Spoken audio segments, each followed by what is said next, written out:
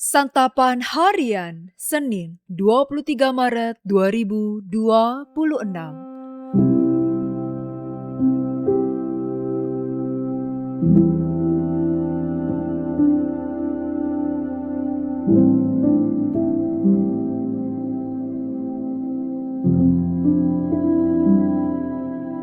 Inilah program Santapan Harian, sebuah program yang mengajak Anda menelusuri isi Alkitab, agar Anda menemukan makna firman Tuhan sesuai dengan konteksnya.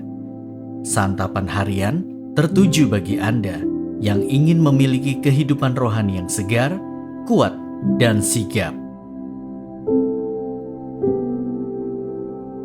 Hari ini kita akan membaca Yohanes pasalnya yang ke-15, ayat pertama hingga ayatnya yang ke-8. Namun sebelumnya, mari kita berdoa. Sinarilah kami ya Tuhan dengan wajah-Mu yang penuh cinta dan damai. Kami mohon, ajarkanlah kami akan kebenaran firman-Mu. Di dalam terang-Mu yang abadi, Kristus Yesus, kami memohon. Amin.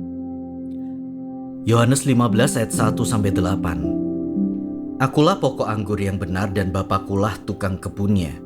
Setiap carang padaku yang tidak berbuah dipotongnya, dan setiap carang yang berbuah dibersihkannya, supaya ia lebih banyak berbuah. Kamu memang sudah bersih karena firman yang telah kukatakan kepadamu.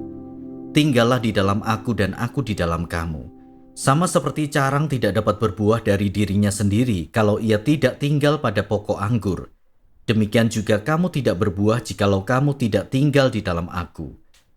Akulah pokok anggur dan kamulah carang-carangnya. Siapa yang tinggal di dalam aku dan aku di dalam dia, ia berbuah banyak. Sebab di luar aku kamu tidak dapat berbuat apa-apa. Siapa yang tidak tinggal di dalam aku, ia dibuang keluar seperti ranting dan menjadi kering. Kemudian dikumpulkan orang dan dicampakkan ke dalam api lalu dibakar. Jikalau kamu tinggal di dalam aku dan firman-Ku tinggal di dalam kamu, mintalah apa yang kamu kehendaki, maka akan diberikan kepadamu. Dalam hal inilah Bapa-Ku dimuliakan, bahwa kamu berbuah banyak dan menunjukkan kamu adalah murid-murid-Ku.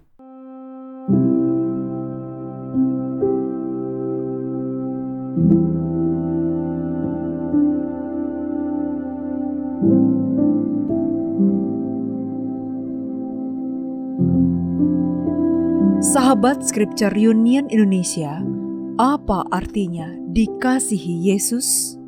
Menjelang peringatan pengorbanannya di salib, kita sering merasa dikasihi saat diterima dan diampuni.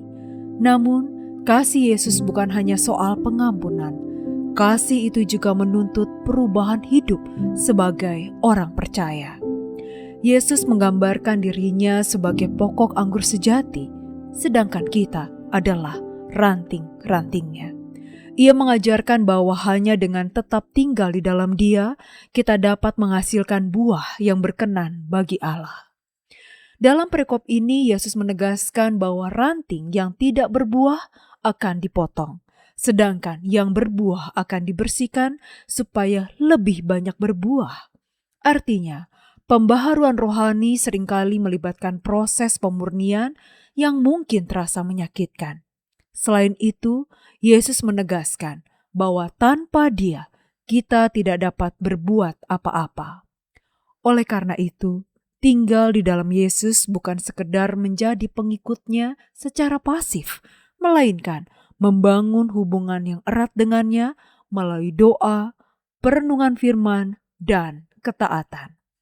Kita diajar bahwa kasih Yesus ada dalam sebuah relasi yang dinamis, atau relasi yang hidup terus-menerus antara murid-murid dengan Dia yang digambarkan seperti pokok anggur dan ranting. Kasih Yesus bukan hanya memberi kehidupan, tetapi juga memperbarui dan membentuk kita agar hidup semakin berbuah.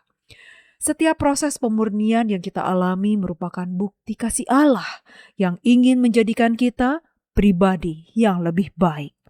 Hidup yang berbuah mencerminkan karakter Kristus dalam kehidupan sehari-hari. Sebagai murid Kristus, kita harus terus melekat padanya, dibentuk dan berproses. Semakin kita melekat pada Yesus, maka Bapa akan memotong bagian-bagian dari manusia lama kita, bagian diri kita yang berdosa seperti kebiasaan, motivasi, pikiran, dan keinginan yang membuat kita tidak berbuah, supaya kita semakin menunjukkan karakter serupa Kristus. Yesus mengasihi kita sampai kesudahannya, dan olehnya kita akan mengalami transformasi sejati di dalam Dia sebagai tanda kasih-Nya. Mari kita berdoa. Di dalam Engkau Kristus, kami diubahkan, mengalami transformasi sejati. Biarlah hidup kami menjadi tanda kasih-Mu yang bekerja nyata, memperbaharui hati, pikiran, dan langkah kami, agar kami semakin serupa dengan-Mu. Di dalam Kristus, Sang Sumber Kasih, kami berdoa. Amin.